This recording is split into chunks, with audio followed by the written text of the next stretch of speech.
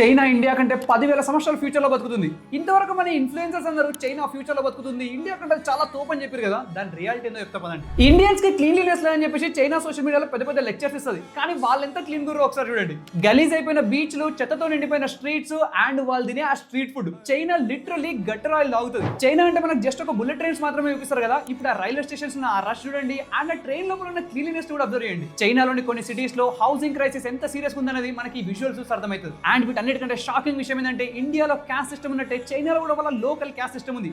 And అంతేకాకుండా China అనేది 2 భాగాలుగా డివైడ్ అయి ఉంటుంది. ఒకటి అర్బన్ చైనా, ఇంకోటి రూరల్ చైనా. మనకి అర్బన్ చైనా అంటే మనం సోషల్ మీడియాలో చూస్తాం కదా, ఈ ఫ్లాష్ బిల్డింగ్లు, పెద్ద పెద్ద హైవేలు ఇవన్నీ ఉంటాయి అన్నట్టు. కానీ రూరల్ చైనాలో ఇప్పటికీ ఆ పావర్టీ ఉంది, అన్ఎంప్లాయ్మెంట్ ఉంది, మనకి ఇష్యూస్ అన్ని కనిపిస్తాయి అన్నట్టు. కానీ చైనా ఇన్ని రోజులు తమ ప్రాపగండా ద్వారా ఇండియన్స్ లో ఒక ఇన్ఫీరియారిటీ కాంప్లెక్స్ ని బిల్డ్ చేసినట్టు. అంటే చైనా మనకంటే 100 సంవత్సరాల ముందుందని చెప్పేసి మన లోపల హోప్లెస్ సిచ్యువేషన్ ని క్రియేట్ చేస్తుంది.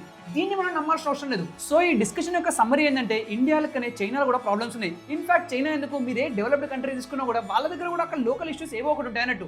సో దీని అర్థం మనకు అరే వేరే దేశాల్లో ప్రాబ్లమ్స్ ఉన్నాయని మనం పుష్ అవ్వడం కాదు. మీరు మీ కంట్రీలో ఉన్న ప్రాబ్లమ్స్ని క్వశ్చన్ చేయండి, కానీ మీరు మీ సివిలైజేషనల్ హిస్టరీని మర్చిపోకండి అండ్ మీ కంట్రీ మీద మీకు ఆ ప్రేమను వదిలేయకండి.